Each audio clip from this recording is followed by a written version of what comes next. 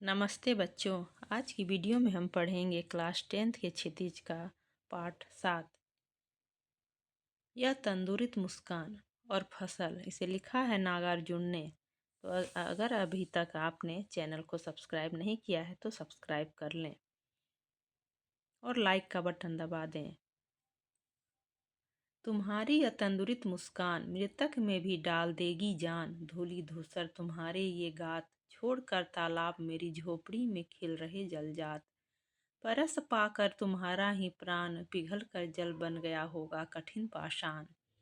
कवि कहते हैं कि तुम्हारी जो तंदुरुस्त, यह कविता बच्चों एक छोटे से बच्चे यानी छोटा जो बालक होता है जिसका कि अभी दांत निकलना शुरू ही होता है, उसी पर है ये कविता लिखी गई।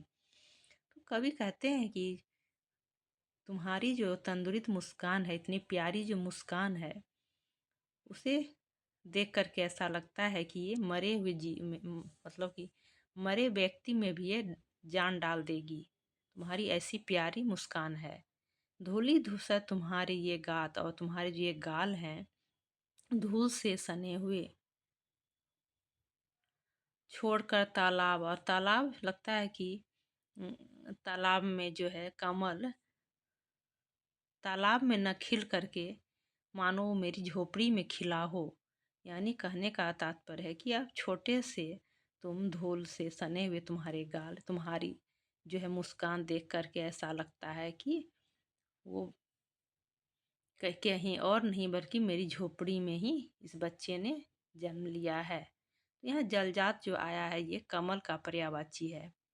परस पाकर तुम्हारा ही प्राण, पिघल कर जल बन गया होगा कठिन पाषाण। और कहते हैं कि कठिन यानी कि कठोर, पाषाण मतलब पत्थर। ये कठोर पत्थर जो है ऐसा लगता है कि तुम अगर इसे छू दो, तुम्हारी प्यारी प्यारी छोटी छोटी उंगलियां अगर इसे छू दें तो यह पिघल कर जल बन जाएगा। छू गया तुमसे कि झरने लग पड़े शेफालिका के फूल।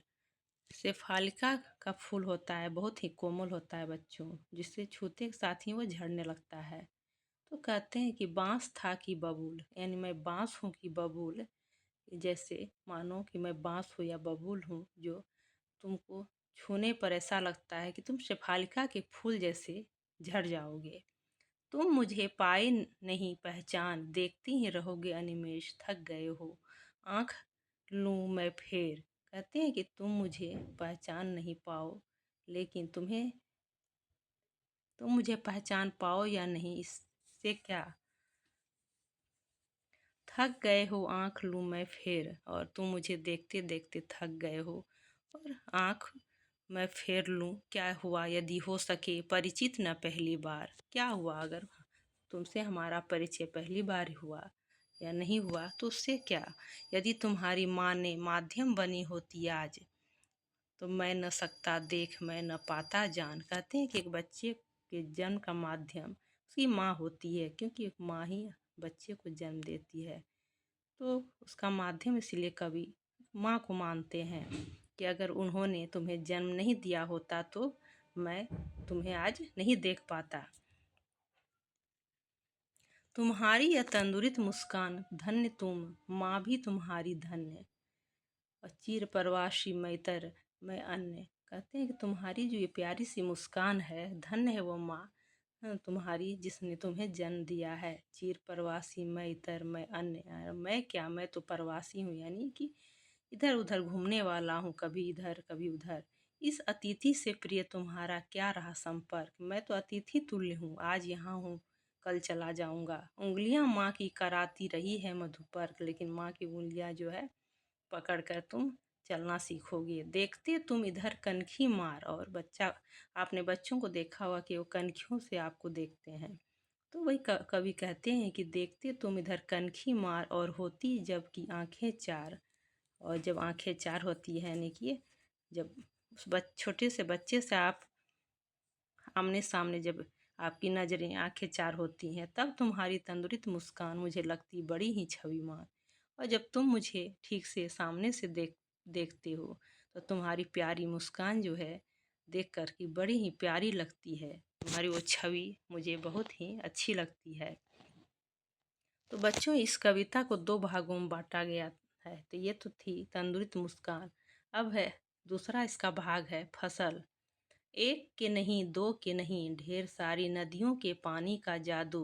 एक के नहीं यानी कि एक नदियों का नहीं, दो नदियों का नहीं, बल्कि ढेर सारी नदियों के पानी का यहाँ जादू है इस खेत में, इस फसल में।